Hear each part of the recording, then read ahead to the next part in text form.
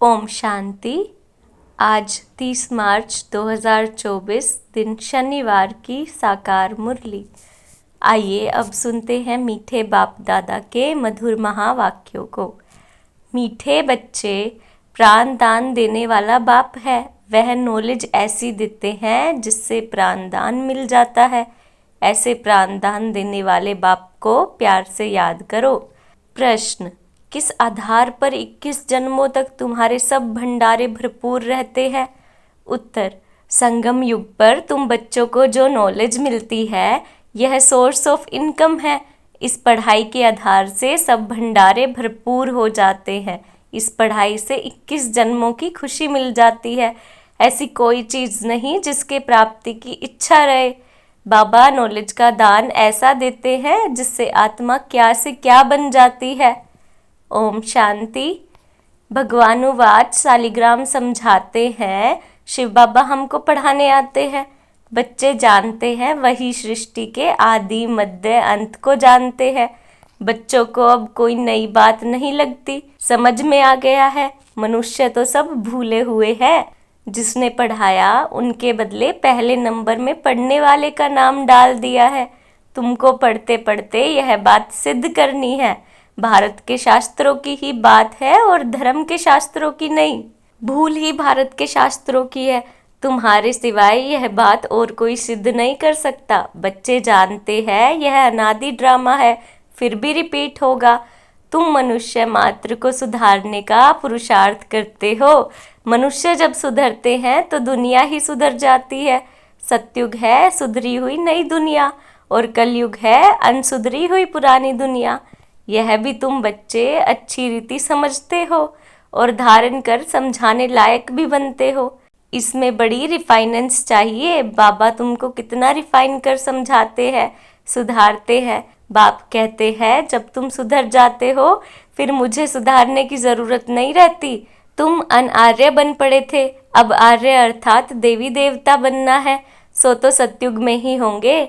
वह सब सुधरे हुए थे, अब अनसुधरेले उनकी पूजा करते हैं।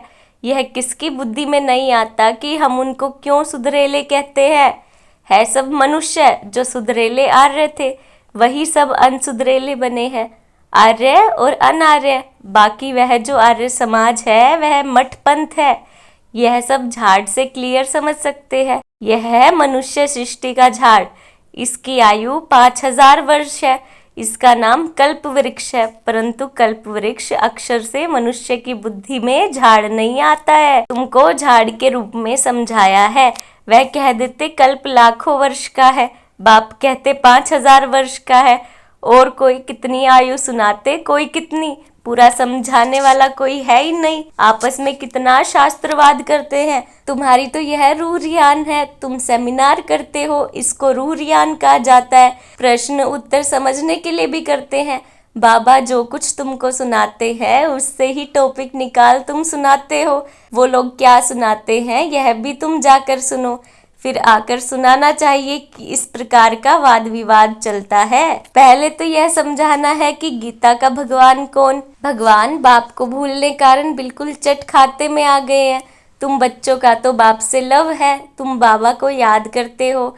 बस बाबा ही प्राण दान देने वाला है।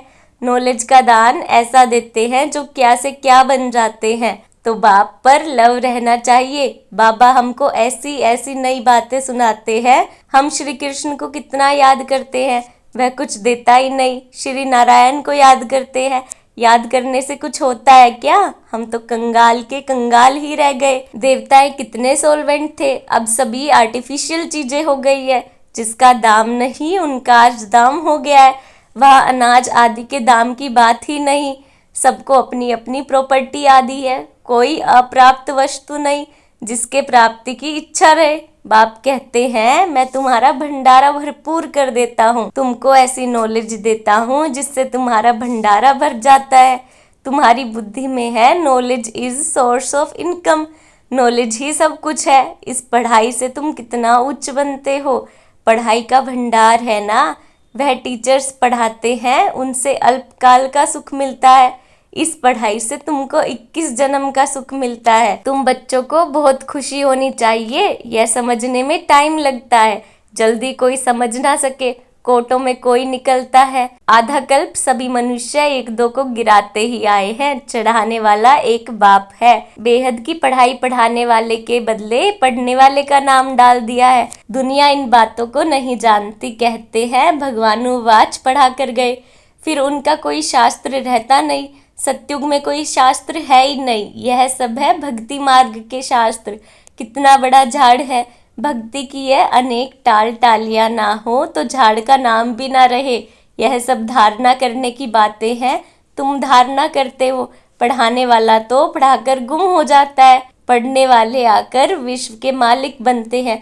कितनी नई बातें हैं, एक भी बात कोई की बुद्धि में बैठती नहीं है। स्टूडेंट भी तुम सब नंबरवार हो, कोई पास होता कोई फेल होते। यह है बेहद का बड़ा इम्तिहान। तुम जानते हो हम अभी अच्छी तरह पढ़ेंगे तो कल्प कल्पांतर अच्छा पढ़ेंगे।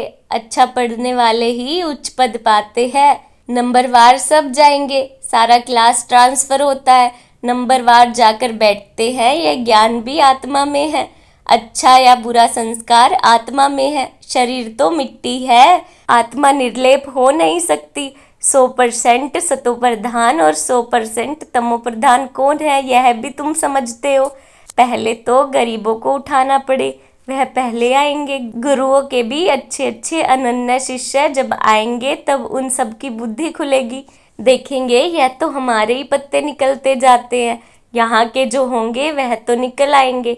बाप आकर नया झाड़ शुरू करते हैं। जो और धर्मों में जाकर पड़े हैं वह सब लौटेंगे, फिर भी अपने भारत में ही आएंगे।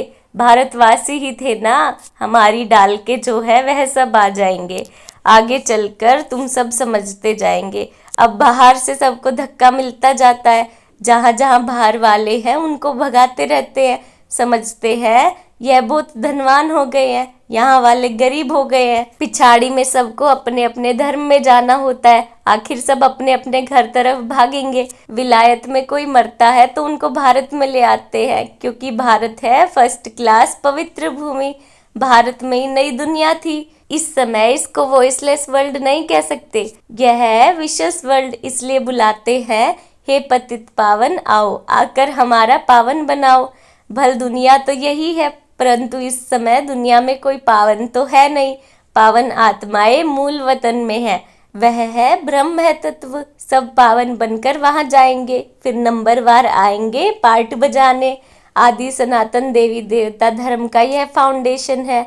फिर 3 ट्यूब निकलती है, यह तो देवता धर्म है, यह कोई ट्यूब नहीं है। पहले यह फाउंडेशन, फिर 3 ट्यूब्स निकलती है।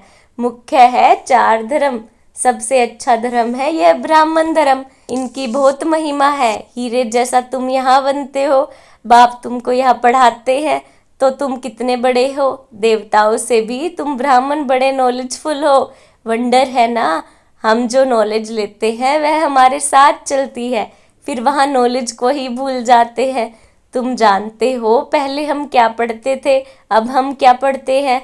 ICS वाले क्या पढ़ते हैं और बाद में क्या पढ़ते हैं, फर्क तो है ना। आगे चलकर तुम बहुत न्यू पॉइंट्स सुनेंगे, अभी नहीं बताएंगे, पार्ट ही आगे सुनने का है। बुद्धि में रहता है, नॉलेज का पार्ट जब पूरा होना होगा तब हम भी उस समय बाबा के ज्ञान को धारण कर लेंगे। फिर हमारा पार्ट स्वर्ग में शुरू हो जाएगा, उनका पार्ट पूरा हो जाएगा।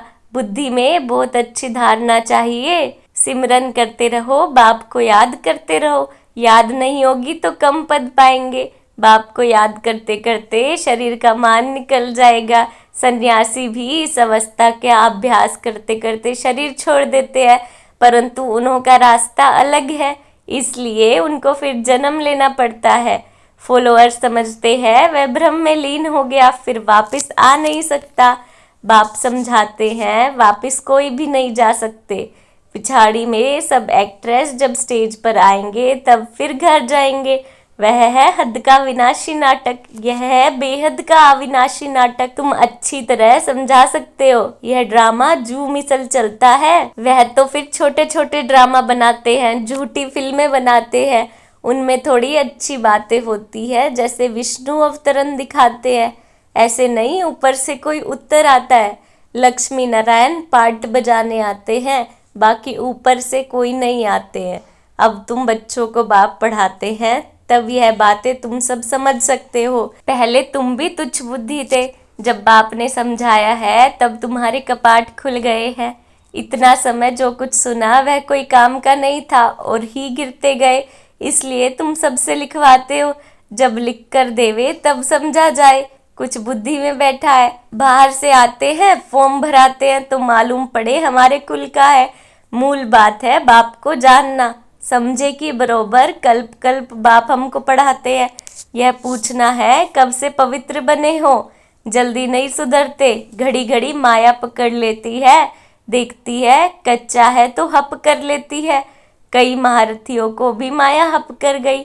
शास्त्रों में भी मिसाल अभी के है। मंदिर में भी घोड़े सवार, महारथी, प्यादे आदि दिखाते हैं। तुम अब अपना यादगार देखते हो, जब तुम बन जाएंगे तो भक्ति उड़ जाएगी। तुम किसको माथा नहीं टेक सकते हो। तुम पूछेंगे यह कहाँ गए, इनकी बायोग्राफी बताओ। बाबा ने तो तुम बच्चों को नॉलेजफुल बनाया है, तब तुम पूछते हो तो नशा रहना चाहिए। पास विद ऑनर 8 होते हैं, यह बहुत बड़ा इम्तिहान है। अपने को देखना है, हमारी आत्मा पवित्र बनी है। बैटरी भरेगी तब जब योग होगा। बाप से योग होगा तो सतो प्रधान बनेंगे। तमो प्रधान आत्मा वापिस नहीं जा सकती है। यह भी ड्रामा है, वह दुख देने वाली कोई चीज नहीं है। गाय भी सुंदर है, श्री कृष्ण के साथ गाय कितनी सुंदर दिखाते हैं। बड़े बड़े आदमी का फर्नीचर भी सुंदर। गाय अच्छा दूध देती है तब तो दूध की नदियां बहती है। अब यहाँ नहीं है, अभी तुम नॉलेजफुल बन गए हो। इस दुनिया को तुम तुच्छ समझते हो। इनका सारा किचड़ा स्वाहा होना है, फिर सारा किचड़ा निकल सब स्वच्छ बन जाएंगे। हम अपनी राजधानी में जाते हैं, उनका नाम है स्वर्ग। सुनते ही खुशी होती है। अच्छा, मीठे मीठे सिकिलदे बच्चों प्रति माता पिता बाप दादा का याद प्यार और गुड मॉर्निंग। रूहानी बाप की रूहानी बच्चों को नमस्ते। रूहानी बच्चों के रूहानी बाप को नमस्ते नमस्ते, गुड मॉर्निंग। धारणा के लिए मुख्य सार। इस अनसुधरी पुरानी दुनिया को सुधारने के लिए स्वयं को सुधारना है।